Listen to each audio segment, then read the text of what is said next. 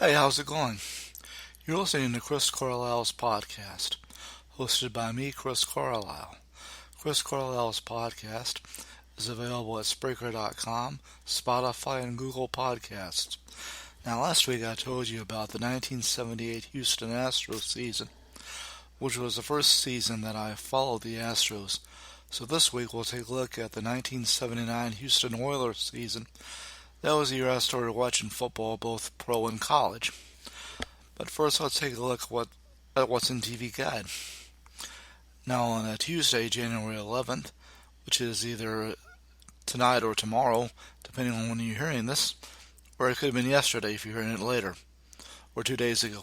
Anyway, it's the season premiere of Superman and Lois at 8 Eastern, 7 Central on the CW, the series premiere of The Kings of Napa Unknown, and also American Auto on NBC.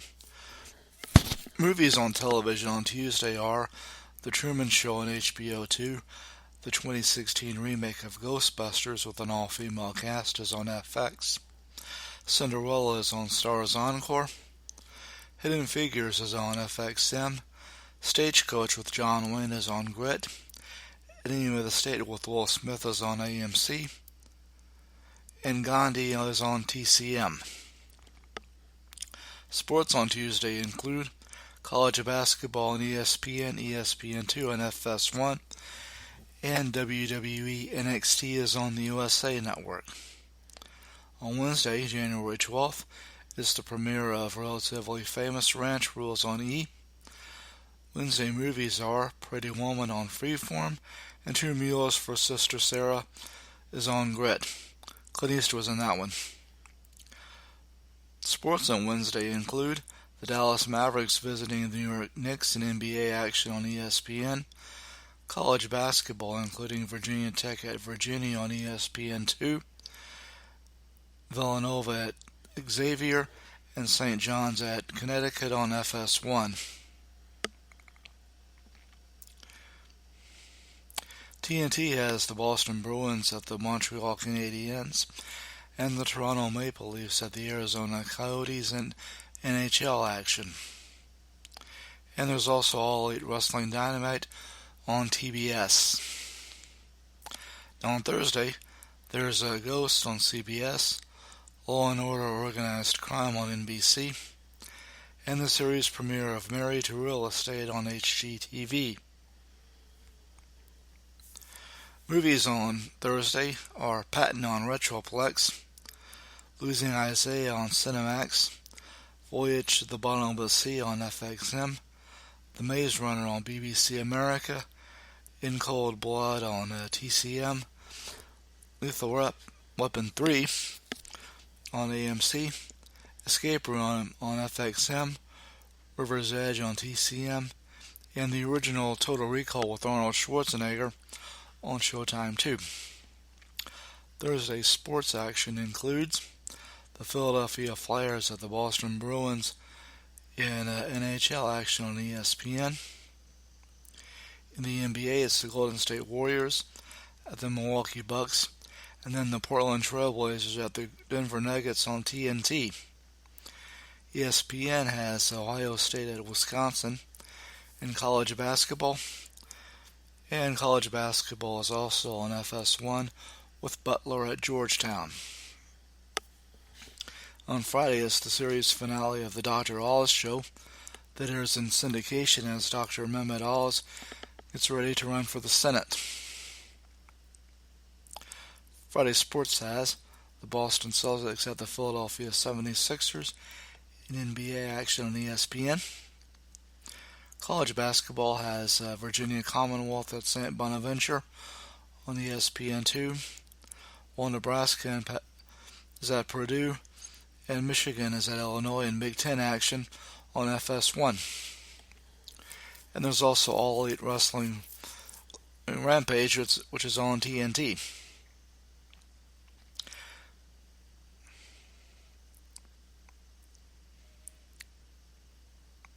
And the NFL playoffs start on Saturday with the wild card games. First at 4:35, 3:35, 4:35 Eastern, 3:35 Central. And then over on CBS, 8:15 Eastern and 7:15 Central. Films showing on Saturday are Cocoon on FXM, Uncle Buck on Sundance TV, the 1989 Tim Burton Batman with Michael Keaton is on AMC, Support Your Local Sheriff is on Grit, and the film The Suicide Squad from last year is on HBO. And the wildcard weekend continues with games on NBC and CBS. Sunday movies are Misery on Showtime, Deepwater Horizon on FXX, Remember the Titans on Freeform, Rocky 2 on Outer Max, A Few Good Men on Sundance TV, Coach Carter on TNT, McClintock on INSP, and The Abyss on Stars Encore. Now here's what's streaming. Archive 81, a thriller on Netflix, streams January 14th.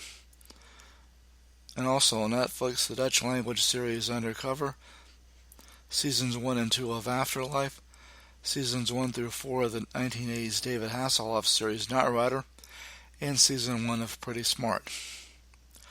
The Tender Bar, which is a movie starring Ben Affleck, is streaming on Prime Video, along with The Electrical Life of Louis Wayne and Encounter. The action comedy series Peacemaker with John Cena premieres on January 13th on HBO Max, as does the Harry Potter 20th anniversary Return to Hogwarts. The 1990s series Picket Fences is streaming on Hulu. Movies streaming on Netflix are Journey to the Mysterious Island, Happy Feet 2, and Minority Report. Little Women is on Prime Video. Cujo, The Princess Bride, and World War Z are on Hulu. The 2019 version of Child's Play is on IMDb TV.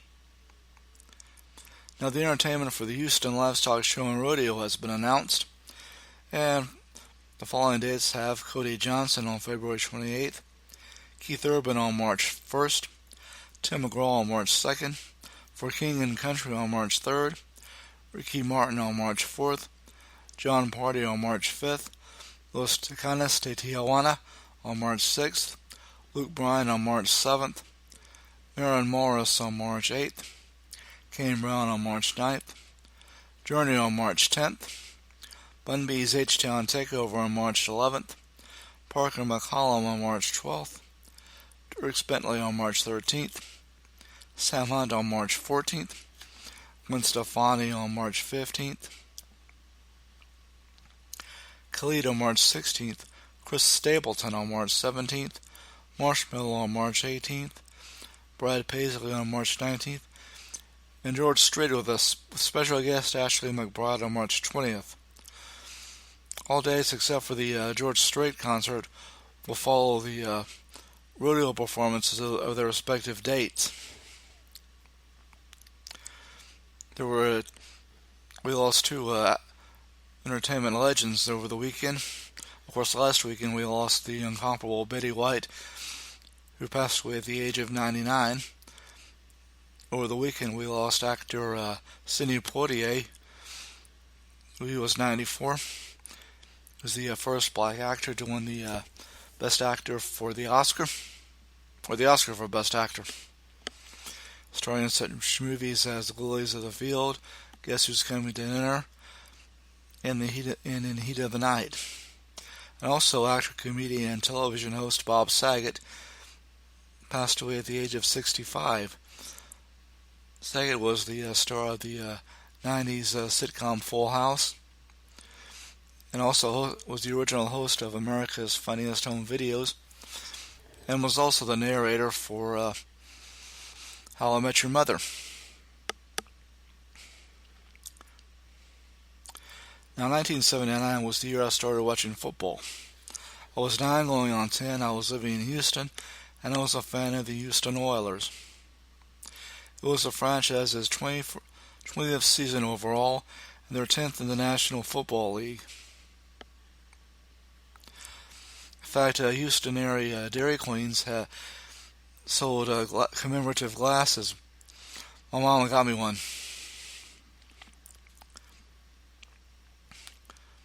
They were owned by Bud Adams, and Bum Phillips was not only the head coach, but he was also the general manager.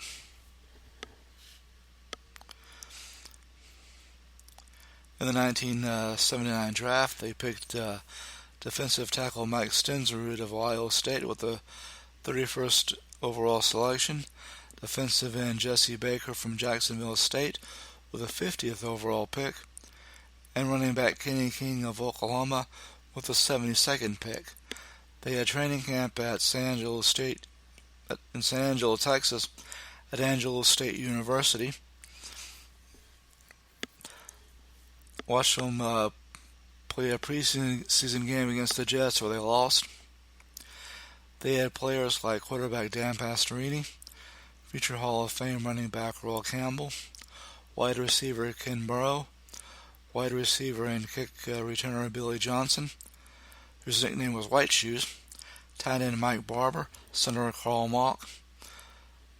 Two more future Hall of Famers and Elvin Bethea at defensive end, and Robert Brazil at linebacker, and also linebacker Greg Bingham.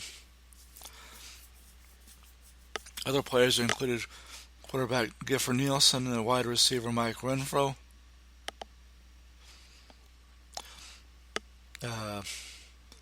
Kicker Tony Fritsch, punter Cliff Parsley. I watched the games on KPRC TV Channel 2, which was the NBC affiliate. Also, KHOU TV Channel 11, the CBS affiliate, for when they played home games against NFC opponents. And I watched them on Monday Night Football on KTRK Channel 13, the ABC affiliate. Now, they opened the season with a 29-27 win over the Washington Redskins and quarterback Joe Theismann at RFK Stadium. Quarterback Dan Pastorini completed 12 out of 30 passes. He threw a touchdown pass, but he also threw 3 interceptions. Earl Campbell rushed for 166 yards and scored 2 touchdowns. And wide receiver Billy Johnson caught 4 passes, including 1 for a touchdown for 76 yards. Now the following week they traveled to Pittsburgh and faced their Central Division rivals and the defending Super Bowl champion Pittsburgh Steelers, with quarterback Terry Bradshaw, head coach Chuck Noll, running back Franco Harris, wide receiver Lynn Swann, Mean Joe Green, L.C. Greenwood, Mel Blount, Jack Ham, and Jack Lambert on defense. And the Oilers lost that game by a score of 38-7. They also lost wide receiver and punt returner Billy Johnson, who suffered a knee injury. He had also suffered a knee injury in the 1978 preseason. And also quarterback Dan Pastorini went down with a shoulder injury. Now, after playing the first 2 games on the road, they played their first home game and beat the Kansas City Chiefs 20-6, with the backup quarterback Giff Nielsen placing in place of the injured Pastorini. They then headed to Cincinnati and beat the Bengals in overtime by a score of 30-27. The same day, the Astros were playing the Reds, and I went to that baseball game. Well, the Astros lost, by the way. Then they played 2 home games back-to-back. They beat the Cleveland Browns 31-10, and they lost to the St. Louis Cardinals 24-17.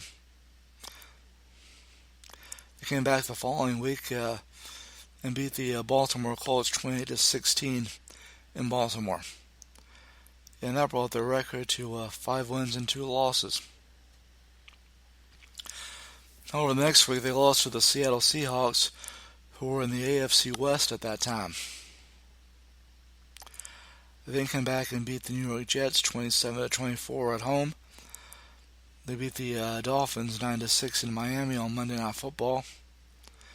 They then beat the Raiders and the Bengals in back-to-back games at home. Then I also saw him play the Cowboys in the traditional Thanksgiving game, and they won that game, 30-24. Earl Campbell rushed 495 yards and scored 2 touchdowns. Watched that game at my grandparents' house in Rosebud, Texas, after eating turkey and dressing and watching the Macy's Thanksgiving Day Parade, and also a pecan pie for dessert.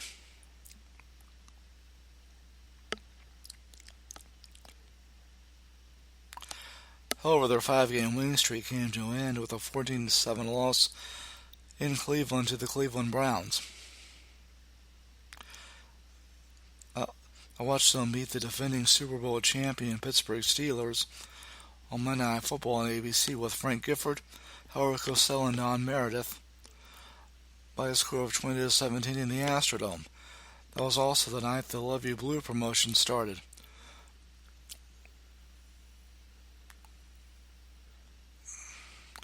And they wrapped up the regular season with a 26-20 loss to the Philadelphia Eagles at home. Anyway, they finished second in the AFC Central Division with a record of 11 wins and 5 losses and clinched one of the 2 AFC wildcard spots. They beat the Denver Broncos 13-7 in the AFC wildcard game. However, quarterback Dan Pastorini, running back Earl Campbell, and wide receiver Ken Burrow went down with injuries. They then headed to San Diego, where they beat the San Diego Chargers and quarterback Dan Fouts by a score of 17-14.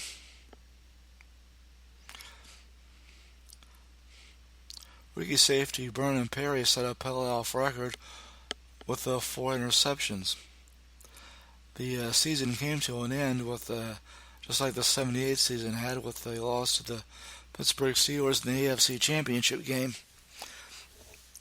This time by a score of 17-13 in a game that included a non-catch call on a pass to wide receiver Mike Renfro from quarterback Dan Pastorini.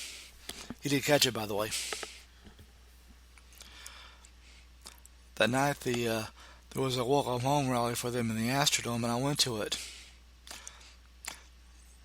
There was another one the previous year after they lost to Pittsburgh.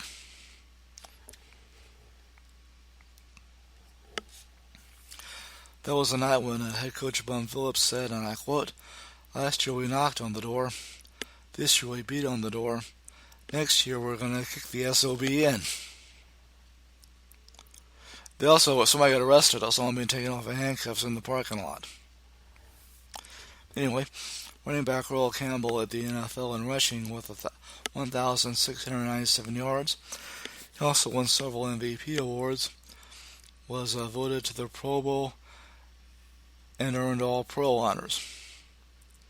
He was the NFL Offensive Player of the Year, was the winner of the Burt Bell Award, and he set a franchise record, that is, for touchdowns in a season with 19. Other Oilers who made the Pro Bowl along with Earl Campbell were defensive end Elvin Bethea, linebacker Robert Bazile, kicker Tony Frisch, left tackle Leon Gray, and free safety Mike Reinfeldt. On the rest of the NFL, John Madden, who passed away just recently, retired as head coach of the Oakland Raiders, and he was replaced by Tom Flores. In the 1979 NFL Draft, the Buffalo Bills picked linebacker Tom Cousineau from Ohio State with the number 1 overall pick.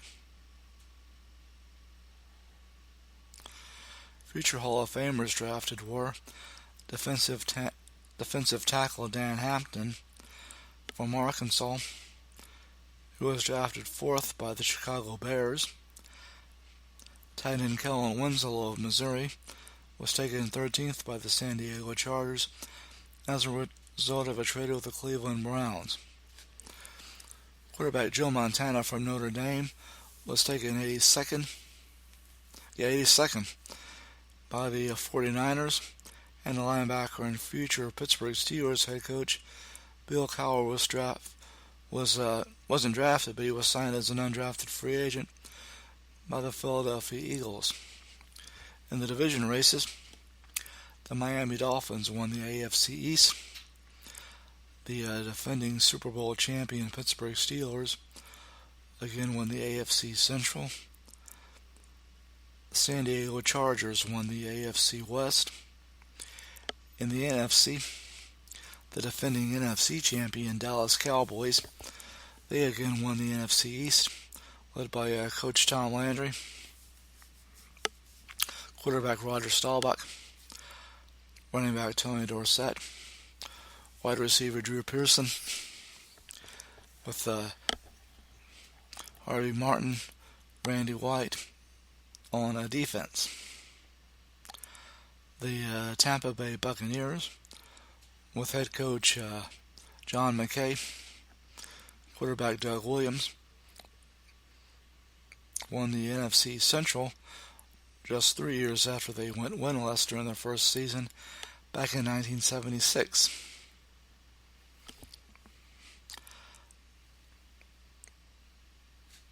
The Philadelphia Eagles and the Chicago Bears were the two wildcard teams. The Eagles beat the Bears 27-17 in the NFC wildcard game. And in the other AFC divisional playoff game, other than the Oilers and the Chargers, the Steelers beat the Dolphins 34-14. In the NFC divisional playoffs, the Rams beat the Cowboys 21-19, and the Buccaneers beat the Eagles 24-17. In the NFC Championship game, it was the Rams beating the Tampa Bay Buccaneers 9-0, and the Steelers became the first team to twice repeat as Super Bowl champions when they beat the Rams 31-19 in Super Bowl 14. Game that was played at the Rose Bowl. Jack Pardee, the head coach of the Washington Redskins, was the NFL Coach of the Year. Leroy Selman, defensive end for the Tampa Bay Buccaneers, was the Defensive Player of the Year. Otis Anderson, who was the running back for the St. Louis Cardinals, was the Offensive Rookie of the Year. Jim Haslett of the Buffalo Bills was the Defensive Rookie of the Year. He was a linebacker.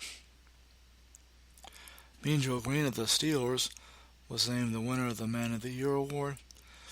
And Larry Zonka was the Comeback Player of the Year. Also, Dallas Cowboys quarterback Roger Staubach announced his retirement at the end of the season. I also started watching college football in 1979.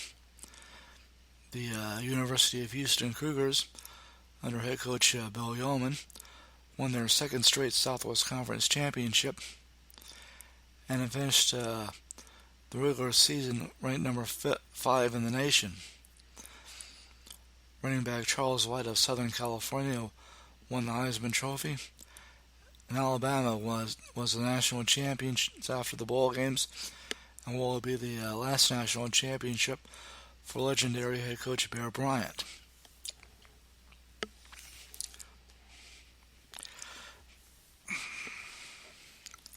Now, the following year, also during the off-season, the Oilers traded quarterback Dan Pastorini to the Raiders for quarterback Ken Stabler. In 1980, I got to see him play a preseason game against Tampa Bay. I think they won that one. They finished that season with a record of 10-6 and lost in the wild card round to the Oakland Raiders, who would go on to win Super Bowl 15. And Bum Phillips was fired as head coach on New Year's Eve and was replaced by defensive coordinator Ed Biles. Lad Herzog took over as the general manager. The Oilers would not have a winning season again until 1987,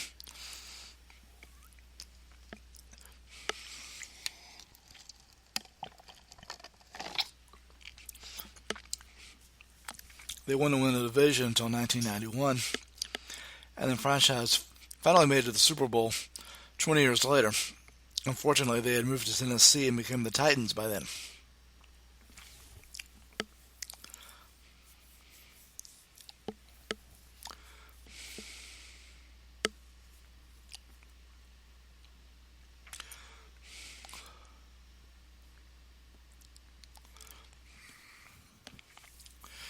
You've been listening to Chris Carlisle's podcast, presentation of Chris C.